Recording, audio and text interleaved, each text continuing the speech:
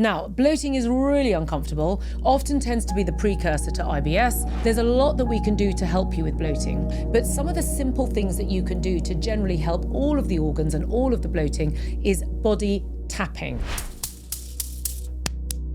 And up the outside, really, really simple to do.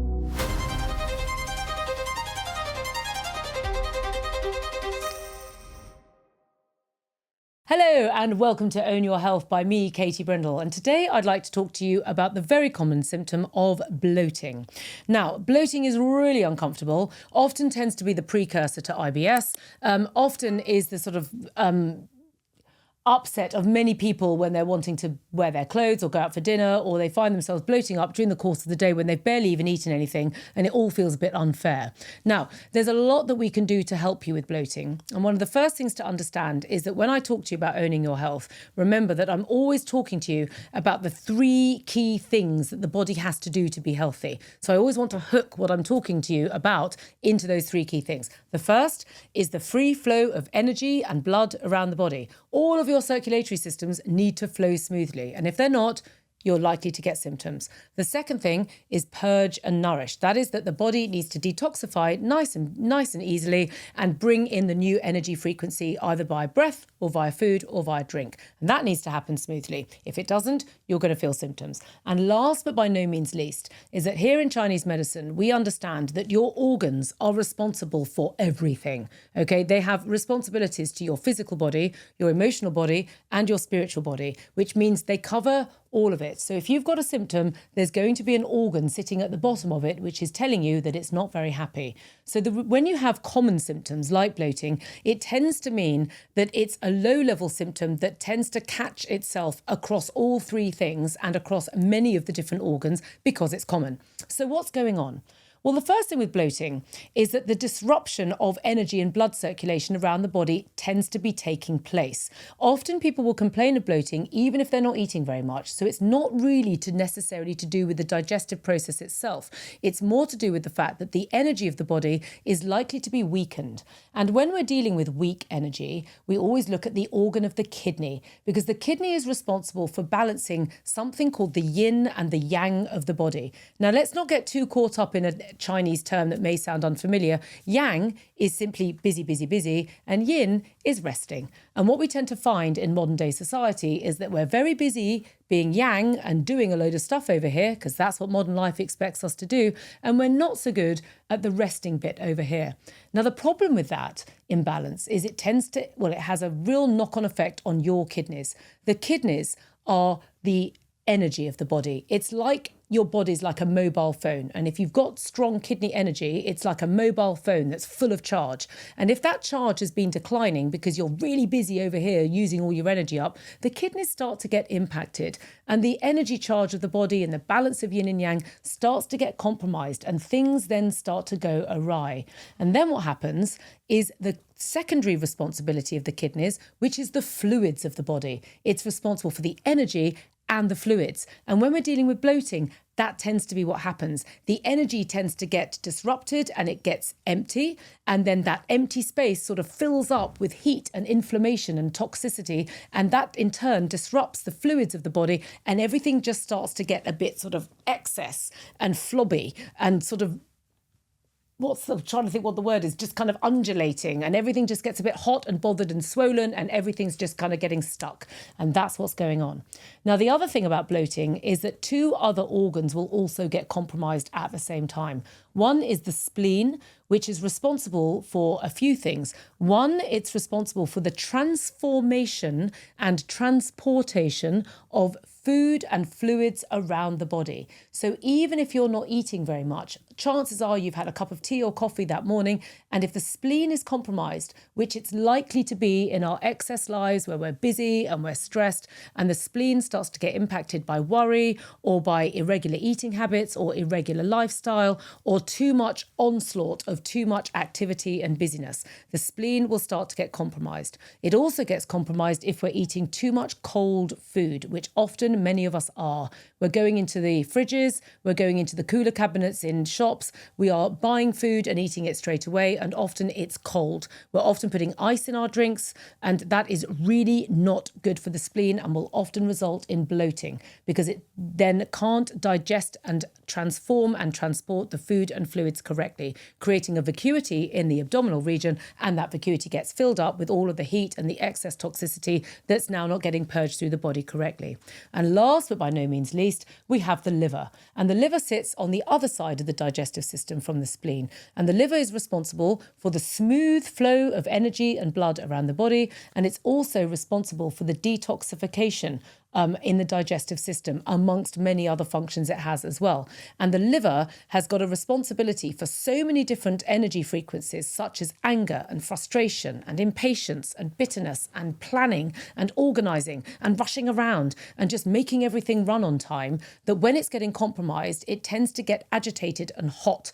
And then what happens is the body needs to move that energy frequency, which is hot and expansive and not very nice in nature, away from the organs. And often what it will do is use this energy circuit that starts at the back, and it's like a girdle that comes all the way around the middle like this, and the energy gets stuck there, and then it starts to expand, and in comes more bloating. So you've got quite a lot of different things going on simultaneously, which may or may not be completely all happening in your particular body. But the reason why bloating is so common is it only needs one of those things to kick off, and you're going to have bloating. That's why it's so common.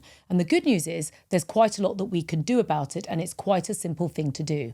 So the first thing with bloating that I like to recommend to people to do is to use a castor oil compress. Now, I talk a lot about castor oil compressing. It's brilliant, okay? It's one of the best self-care tools that you can have.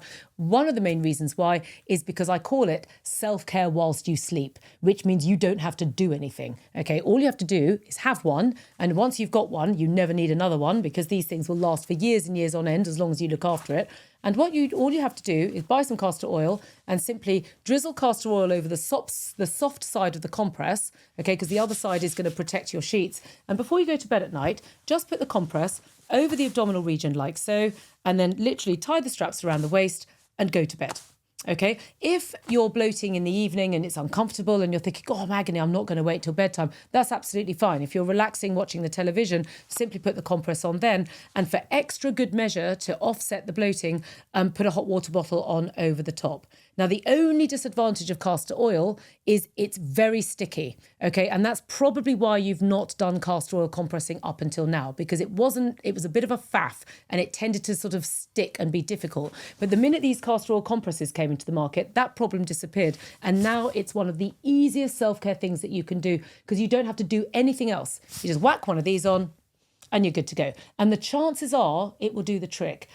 If one on the actual area of bloating hasn't done the trick, then probably you need to get a secondary one, okay, and put it either on the liver or on the spleen. And you can alternate between the two organs. Chances are it's going to depend on which organ is dominating in your body, but you'll find by just experimenting and doing it one side one night and one the other, you're likely to feel better with one side, not the other. Or you simply alternate between the two. Or you get 3 and you look like a Michelin man going to bed. I personally use 3 compresses every single night. And I can tell you, Mr. Brindle's got very used to it and he doesn't mind, and it's brilliant. So, and it stops me bloating, which is a useful thing.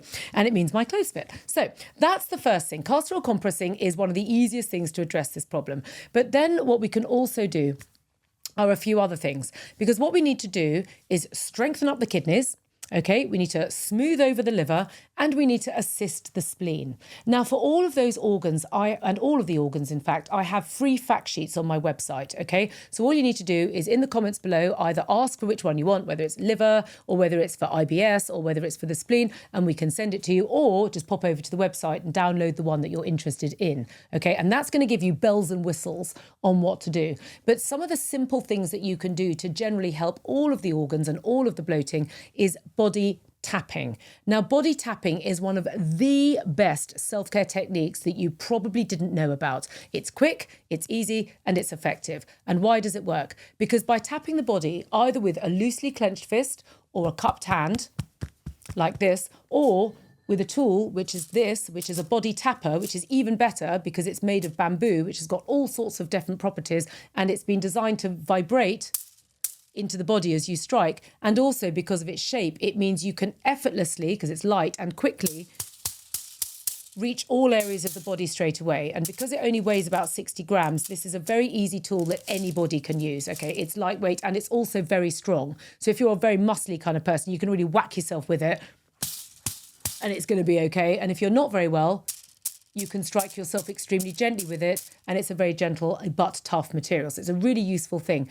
And the thing about body tapping is that what you do is by tapping all over the body, what you're doing is you're invigorating and strengthening the channels which pertain to all of the different organs of the body. And the reason why we get bloating is because many of the organs get caught up in the kind of inflamed, stressed lifestyles that we're all going with. And you can strengthen them back up via their channels. It's really easy. And the channels go all over the body. So by tapping all over the body, following the energy circuit, you're strengthening everything and harmonizing it all back again. And that's a really easy thing to do. So all you have to do is follow the energy circuits of the body. It's not the same as the circulatory system. The energy circles in a different way, okay? All you have to do is follow these instructions. You start with the heart, and then you go down the inside of the arms and up the outside. Same on the other side. Clockwise around the abdomen, and then down the outside of the legs and up the inside of the legs, and then finish by going over the back of the head, over the head, down the face, down the neck, and ending up back in the heart. It's really, really simple to do. And I would urge you to body tap at least for a minute in the morning and a minute in the evening before bed. Better still, I recommend, and what I do myself, is just put on a really nice song in the morning that you like listening to and just tap for the whole of the song and make it quite an upbeat one in the morning. And then at night time, put on a nice relaxing song, like a slower one, and just tap in a more gentle way. And when you do tapping at nighttime, focus more on the lower half of the body. And when you tap in the morning, focus more on the upper half, because then you're following the cycles of day and night as well. Now, there's more information about bloating and IBS on my free fact sheet. So if you're interested in that, please just put in the comments below and we will send it to us. And then in the meantime, please rate and review this on Apple Podcasts or on Spotify. And do please leave comments in Instagram, YouTube or TikTok. And I look forward to seeing you in the next episode.